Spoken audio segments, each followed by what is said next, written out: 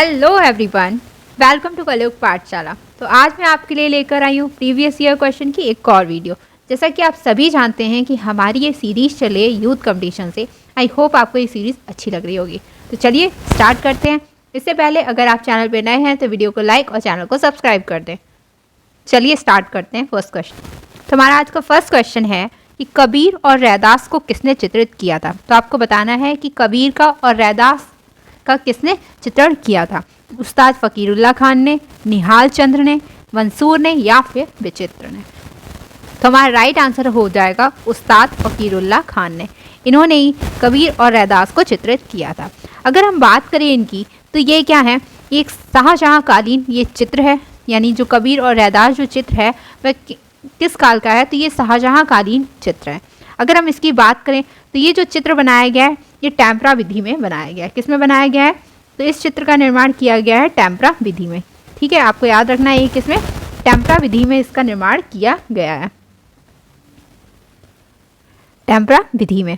अगर हम बात करें इसकी तो इसको चित्रित आपने देख लिया किसने किया, उस्ताद फ़कीरुल्लाह खान द्वारा इसको चित्रित किया गया था। अगर हम बात करें कि इसको कहाँ पर संरक्षित किया गया है, तो ये चित्र जो है ये चित्र संग्रहित है राष्ट्रीय संग्रहालय नई दिल्ली में। कहाँ पर, राष्ट्रीय संग्रहालय नई दिल्ली में। ठीक है, आपको ये चीज़ें याद रखनी है कि ये चित्र किसका है, ये चित्र है उस्ताद फ़कीरुल्लाह खान का और ये किस विधि में है, तो टेम्परा विधि से बनाया गया है। और ये कहाँ पर संग्रहित है, तो राष्ट्रीय संग्रहालय नई दिल्ली में संग्रहित है और यह एक शाहजहाँ कालीन चित्र है। ठीक है, चलिए अब इसके बारे में थोड़ा देख लेंगे।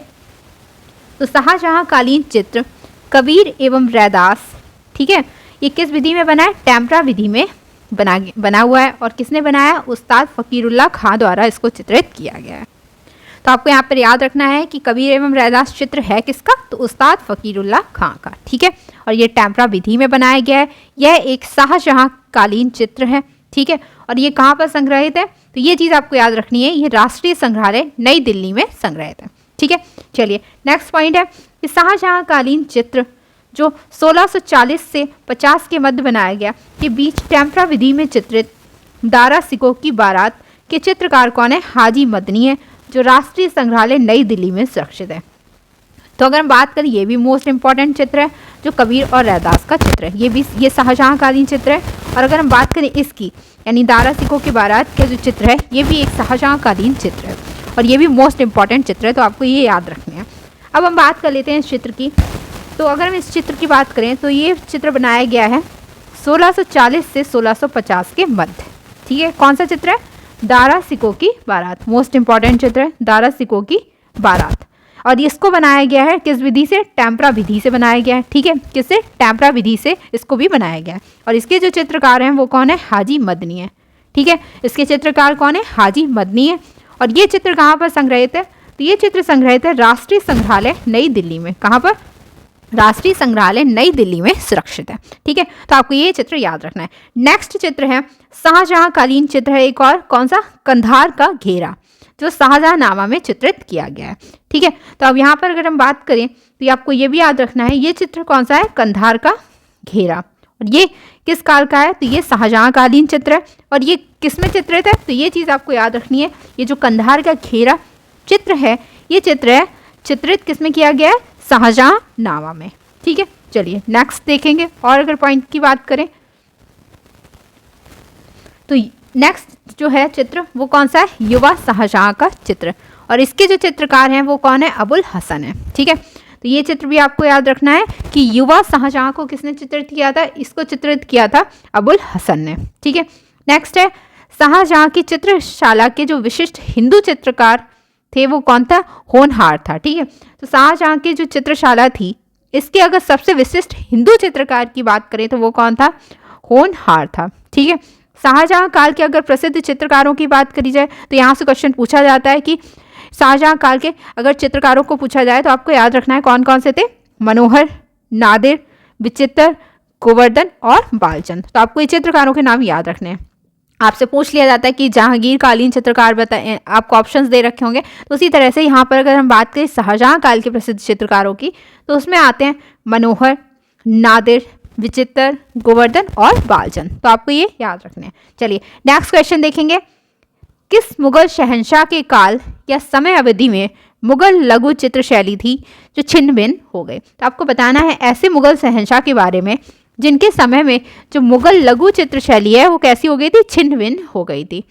तो यहाँ पर अगर हम ऑप्शंस देखें तो पहला है मोहम्मद शाह रंगीले, औरंगजेब, बहादुर शाह जफर और नवाब वजीर सफदर जंग। तो हमारा राइट आंसर हो जाएगा औरंगजेब। आप सभी जानते हैं कि औरंगजेब क्या थे, ये चित्रकला को इन्होंने निषिद्ध माना हुआ था। तो हमारा राइट आंसर क्या हो जाएगा, औरंगजेब हो जाएगा। और ये इंपॉर्टेंट क्वेश्चन है, आपको याद रखना है। चलिए नेक्स्ट क्वेश्चन की अगर हम बात करें तो मुगल लघु चित्र शैली का उद्भव या फिर कह सकते हैं जन्म या आरंभ किस काल या समय अवधि में हुआ है। तो आपको बताना है कि जो मुगल लघु चित्र शैली है इसका उद्भव जो है वो कब हुआ है, 14वीं सदी ईस्वी में, 15वीं सदी ईस्वी में, या 16वीं सदी ईस्वी में, या फिर 17वीं सदी ईस्वी में।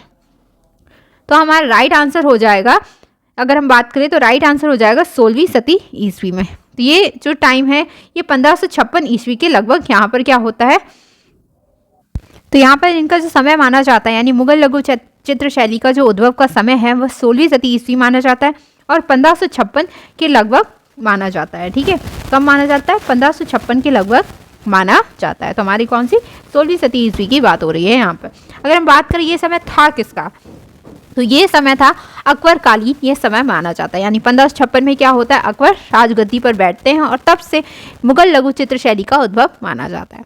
ठीक है, अगर यहाँ पर हम बात करें एक और क्वेश्चन बन सकता है यहाँ पर कि मुगल लघु चित्र शैली के जन्मदाता कौन थे। तो आपको याद रखना है कि मुगल लघु चित्र शैली के जो जन्मदाता हैं वो कौन है, अकबर है। कौन है, अकबर को माना जाता है। ठीक है, तो मुगल लघु चित्र शैली के जन्मदाता अकबर है। ठीक है, चलिए नेक्स्ट क्वेश्चन देखेंगे। मुगल लघु चित्र कला के गठन, निर्माण या फिर रचना की बात करें तो उसमें जो है तकनीकी पर्यवेक्षक की महत्वपूर्ण भूमिका किसने निभाई थी। आपको बताना है कि जो मुगल लघु चित्र कला का गठन हुआ था उसमें तकनीकी पर्यवेक्षक की महत्वपूर्ण भूमिका किसने निभाई थी, अकबर ने, अबुल हसन ने, आका रिजा खान ने, या फिर मीर सैयद अली ने। तो हमारा राइट आंसर हो जाएगा मीर सैयद अली ने। किसने, मीर सैयद अली ने। अगर हम बात करें मीर सैयद अली की तो ये जो अकबर की चित्रशाला थी उसके मुख्य चित्रकार थे कौन, मीर सैयद अली। अगर हम बात करें तो ये किस शैली के चित्रकार थे, अगर हम प्रारंभ में इनकी बात करें तो प्रारंभ में ये फारस की जो सव्वी शैली है और ईरानी शैली का इनको प्रमुख चित्रकार माना जाता था। अब बात करते हैं इनके जो चित्र हैं उनका विषय क्या था। तो आपको याद रखना है कि इनके चित्रों का जो विषय था, चित्रों का विषय अगर हम बात करें मीर सैयद अली की तो इनका विषय था दैनिक लोक जीवन की जो या फिर ग्रामीण जीवन इनका विषय रहा है। ठीक है, यानी कह सकते हैं कि दैनिक लोक जीवन जो भी था वो उसको इन्होंने चित्रित किया था, या फिर कह सकते हैं कि ग्रामीण जीवन को इन्होंने चित्रित किया था। किसको, ग्रामीण जीवन को इन्होंने चित्रित किया था। ठीक है, ये चीज़ आपको याद रखनी है। चलिए अगर हम बात करें इनके कुछ प्रसिद्ध चित्रों की तो प्रसिद्ध चित्रों में अगर हम इनकी बात करें तो सबसे पहला हो जाता है लैला के सम्मुख जंजीरों में बंधा मजनू। लैला के सम्मुख, ये चित्र आपको याद रखने हैं, इनके चित्र पूछे जाते हैं। लैला के सम्मुख जंजीरों में बंधा, लैला के सम्मुख जंजीरों में बंधा मजनू, ये एक इनका इंपॉर्टेंट चित्र हो गया। दूसरे की अगर हम बात करें तो दूसरा चित्र है बहराम तथा गडरिया। नेक्स्ट है बहराम तथा गडरिया, बहराम तथा गडरिया। नेक्स्ट है गौवत करता व जहाक, गौवत करते हुए यानी गौवत करते हुए के पिता का सभी। ठीक है, तो अली के पिता की सभी। ठीक है, तो ये चित्र आपको याद रखने, ये सारे इंपॉर्टेंट चित्र मैंने आपको बताए हैं। चलिए नेक्स्ट क्वेश्चन देखेंगे। प्रसिद्ध चित्रित पांडुलिपि दास्तान ए अमीर हमजा, जिसे सामान्यतः हमजा नामा नाम से जाना जाता है, कि अधिकांश भाग को किस मुगल शहंशाह के संरक्षण में चित्रित किया गया था। तो ये बताना है कि जो प्रसिद्ध चित्रित पांडुलिपि है कौन सी, दास्तान ए अमीर हमजा, इसका जो अधिकांश भाग है उसको किस मुगल शहंशाह के संरक्षण में चित्रित किया गया था, बाबर के, शाहजहां के, अकबर के, या फिर जहांगीर के। तो हमारा राइट आंसर हो जाएगा अकबर के काल में। तो अकबर के काल में जो है वो दास्तान-ए अमीर हमजा का चित्रण जो था वो पूर्ण हुआ था। अगर हम बात करें कि इसका जो चित्रण है वो प्रारंभ किसके समय में हुआ तो आपको याद रखना है कि जो दास्तान अमीर हमज़ा है इसका जो चित्रण प्रारंभ हुआ था वो स्टार्टिंग अगर बात करें तो वो हुई थी हुमायूं के समय में, मगर इसका जो चित्रण पूर्ण हुआ था यानी हुमायूं के बाद इसको पूर्ण करवाया था किसने, अकबर ने। तो अकबर के काल में ये पूर्ण होता है। तो इस तरह से हम कह सकते हैं कि दास्तान अमीर हमज़ा का जो अधिकांश भाग है वो अकबर के द्वारा चित्रित कराया गया है। ठीक है, नेक्स्ट अगर हम बात करें, यहाँ पर आपको एक चीज़ और याद रखनी है कि जो दास्तान अमीर हमज़ा है इसमें है क्या, यानी ये जो पांडुलिपि है इसमें किसका वर्णन किया गया है। तो इसमें जो है वो जो मोहम्मद के चाचा हैं अमीर हमज़ा, उनकी देश देशांतर विजय की जो कहानियाँ हैं उनका वर्णन किया गया है। ठीक है, और इसे ही मुगल कला का उद्गम ग्रंथ माना जाता है। ठीक है, तो आपको ये चीज़ें याद रखनी है। अगर हम बात करें यहाँ पर, तो यहाँ पर आपको याद रखना है कि मुगल कला का अगर उद्गम ग्रंथ आपसे पूछा जाए, मुगल कला का उद्गम ग्रंथ यानी उद्गम ग्रंथ कौन सा है, मुगल कला का उद्गम ग्रंथ हमज़ा नामा है। ठीक है, या फिर दास्तान अमीर हमज़ा कह सकते हैं। ठीक है, दास्तान अमीर हमज़ा, ये चीज़ आपको याद रखनी है, दास्तान अमीर हमज़ा। ठीक है, चलिए नेक्स्ट क्वेश्चन देखेंगे अब। मुगल शैली के प्रसिद्ध लघु चित्र दारा सिकों की बारात के चित्रकार का नाम बताइए। तो आपको बताना है कि मुगल शैली का जो प्रसिद्ध लघु चित्र है दारा सिकों की बारात, इसके चित्रकार कौन थे। मैंने अभी आपको बताया था, हाजी मदनी, फारूक बेग, उस्ताद फ़कीरुल्लाह खां या फिर बिशन दास। तो हमारा राइट आंसर क्या हो जाएगा कि दारा सिकों की बारात नामक जो चित्र है वो इसके चित्रकार कौन है, इसके चित्रकार हैं हाजी मदनी। ठीक है, कौन है, हाजी मदनी। अगर हम बात करें ये चित्र जो है यानी दारा सिकों की बारात नामक जो चित्र है कि किस विधि से बनाया गया है, तो आपको याद रखना है ये चित्र बनाया गया है किससे, टैम्परा विधि से बनाया गया है। किस विधि से, टैम्परा विधि से इस चित्र को बनाया गया है। अगर हम बात करें इसका जो निर्माण है वो कब कराया गया, मतलब इस चित्र को चित्रित कब किया गया, तो 1940 से लेकर 50 के मध्य। ठीक है, 1940 से लेकर 50 के मध्य इसको चित्रित किया गया। अब बात करें इसकी कि ये चित्र कहाँ पर संरक्षित है, तो आपको ये याद रखना है ये चित्र संग्रहित है राष्ट्रीय संग्रहालय नई दिल्ली में। कहाँ पर, राष्ट्रीय संग्रहालय नई दिल्ली में ये चित्र संग्रहित है। ठीक है, तो ये हो गए जो यहाँ से आपके इंपॉर्टेंट क्वेश्चंस बन सकते थे। चलिए नेक्स्ट क्वेश्चन देखेंगे। किस मुगल शहंशाह ने पहली बार शाही चित्र कार्यशाला की स्थापना की थी, बाबर ने, जहांगीर ने, अकबर ने या फिर शाहजहां ने। तो आपको बताना है ऐसा कौन सा मुगल शहंशाह है जिसने पहली बार शाही चित्र कार्यशाला की स्थापना की थी। तो हमारा राइट आंसर हो जाएगा अकबर ने। तो ऐसा कौन सा मुगल शहंशाह था जिसने शाही चित्र कार्यशाला की स्थापना कराई, तो वो थे अकबर। अगर हम बात करें तो ये जो शाही चित्र कार्यशाला है इसकी स्थापना हुई कहाँ पर थी, तो ये चीज़ आपको याद रखनी है, इसकी स्थापना हुई थी कहाँ पर, फतेहपुर सीकरी में। ठीक है, फतेहपुर सीकरी में, ये चीज़ आपको याद रखनी है कि इसकी स्थापना कहाँ पर हुई है, फतेहपुर सीकरी में हुई है। चलिए नेक्स्ट क्वेश्चन देखेंगे। मुगल लघु चित्र शैली का क्षेत्रीय रूप या फिर प्रांतीय मुगल अवध वर्तमान के किस स्थान से संबंध रखता है, यानी जो प्रांतीय मुगल था या फिर कह सकते हैं अवध क्षेत्र था वो वर्तमान के किस स्थान से संबंध रखता है, अयोध्या से, आगरा से या फिर दिल्ली से या फिर लखनऊ से। तो हमारा राइट आंसर हो जाएगा लखनऊ से, यानी जो प्रांतीय मुगल या फिर अवध क्षेत्र था वो वर्तमान में लखनऊ स्थान से संबंध रखता है। अगर हम बात करें यहाँ पर लखनऊ शैली की, तो लखनऊ शैली को हम किस नाम से जानते हैं, रूमी शैली के नाम से भी जानते हैं। तो ये यहाँ अगर हम बात करें यहाँ पर लखनऊ शैली की, तो लखनऊ शैली को अब हम किस नाम से जानते हैं, लखनऊ शैली को हम रूमी शैली के नाम से भी जानते हैं। तो आपको ये चीज़ें याद रखनी है, लखनऊ शैली को हम किस शैली के नाम से जानते हैं, रूमी शैली के नाम से जानते हैं। ठीक है, चलिए नेक्स्ट क्वेश्चन देखेंगे। किस मुगल शहंशाह के संरक्षण या काल में मुगल लघु चित्र शैली के प्रसिद्ध चित्रकार मिस्किन ने कार्य किया था। तो आपको बताना है ऐसे कौन से मुगल शहंशाह हैं जिनके संरक्षण में मुगल लघु चित्र शैली के जो प्रसिद्ध चित्रकार हैं मिस्किन, इन्होंने कार्य किया था। बाबर के समय में, हुमायूं के समय में, अकबर के समय में या फिर जहांगीर के समय में। तो हमारा राइट आंसर हो जाएगा अकबर के समय में, यानी मिस्किन जो हैं इन्होंने अकबर के समय में कार्य किया था।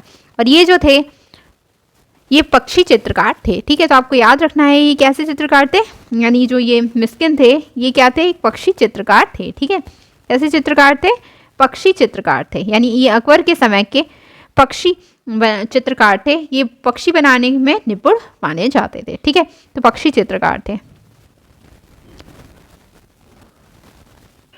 और यहाँ पर आप इनका एक इम्पॉर्टेंट चित्र याद रख सकते हैं, कृष्ण गोवर्धन पर्वत को उठाए हुए। ठीक है, तो आपको याद रखना है ये चित्र किसने बनाया? इस चित्र को भी बनाया मिस्किन ने। ठीक है, कृष्ण गोवर्धन पर्वत को उठाए हुए। ठीक है, कृष्ण गोवर्धन पर्वत को उठाए हुए, या फिर कह सकते हैं गोवर्धनधारी कृष्ण। ये चीज़ आपको याद रखनी है। ठीक है, इसको हम इसी चित्र को और क्या कह सकते हैं? हम गोवर्धनधारी कृष्ण। ठीक है, गोवर्धनधारी कृष्ण। इस चित्र को किसके द्वारा बनाया गया है? इस चित्र को बनाया है मिस्किन ने। किसने बनाया है? मिस्किन ने बनाया है। ठीक है, किसके द्वारा? मिस्किन के द्वारा इस चित्र को बनाया गया है। अगर हम बात करें इस चित्र का निर्माण कब हुआ है, तो इसका जो निर्माण है वो कराया गया है 1585 से 1590 के बीच में। ठीक है, 1585 से लेकर 1590 के मध्य इस चित्र का निर्माण कराया गया है। कौन सा?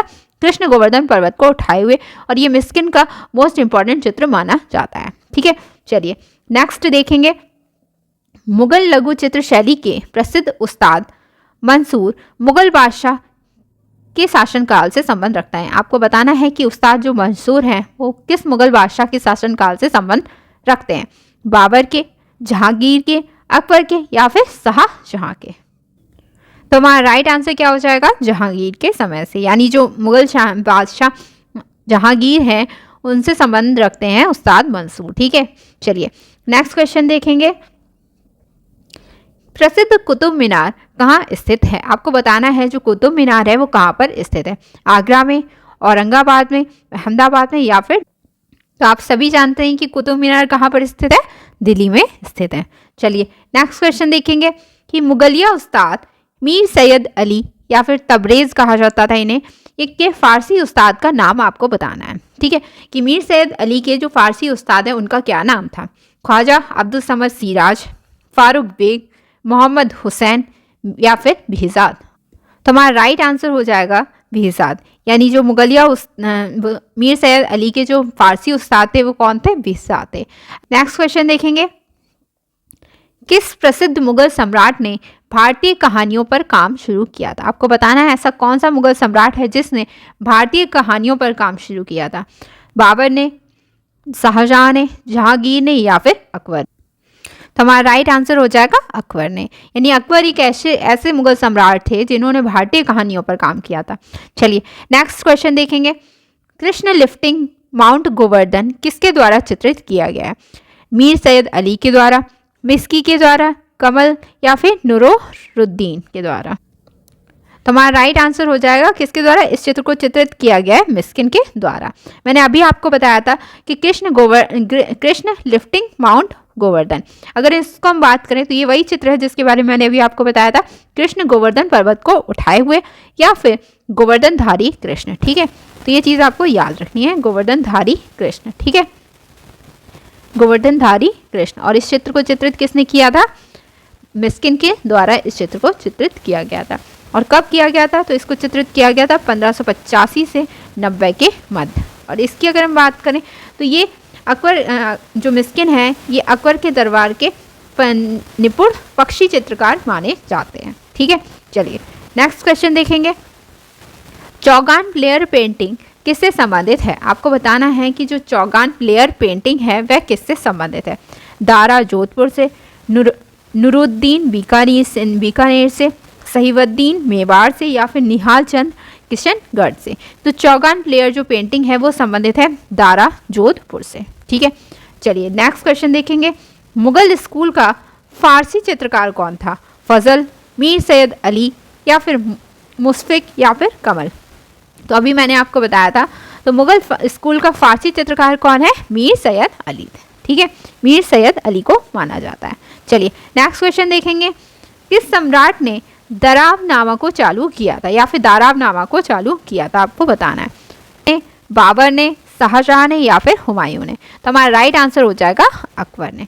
चलिए नेक्स्ट क्वेश्चन देखेंगे। जहांगीर के राज दरबार में वनस्पतियों को और जीवों में सर्वाधिक प्रतिभाशाली कलाकार कौन था? तो आपको बताना है कि जहांगीर के राज दरबार के वनस्पति और जीवों में जो सर्वाधिक प्रतिभाशाली कलाकार थे वो कौन थे? गोवर्धन, अबुल हसन, मंसूर या फिर बिशन दास। तो हमारा राइट आंसर हो जाएगा मंसूर जो थे ये जहांगीर के राज दरबार के प्रतिभाशाली कलाकार माने जाते हैं। ठीक है, चलिए नेक्स्ट क्वेश्चन देखेंगे। लघु चित्र धारा के पास बैठी योगिनी को दर्शाया गया है अहमदनगर, गोलकुंडा, बीजापुर या फिर बीदर में। अगर हम बात करें इसकी तो धारा के पास बैठी योगिनी को दर्शाया गया है बीजापुर में। ठीक है, चलिए नेक्स्ट क्वेश्चन देखेंगे।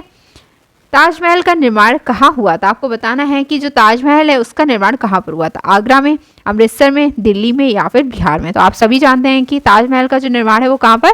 आगरा में हुआ था। चलिए नेक्स्ट क्वेश्चन देखेंगे।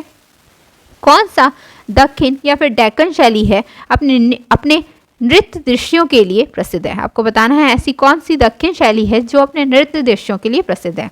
बीदर, अहमदनगर, बीजापुर या फिर गोलकुंडा। तो हमारा राइट आंसर हो जाएगा गोलकोंडा। तो ये हो गए आज के टॉप 20 क्वेश्चंस। आई होप आपको आज की क्लास अच्छी लगी होगी। अगर आपको क्लास अच्छी लगी है तो वीडियो को लाइक करें, शेयर करें और चैनल को सब्सक्राइब करें। मिलते हैं नेक्स्ट वीडियो में, तब तक के लिए थैंक यू।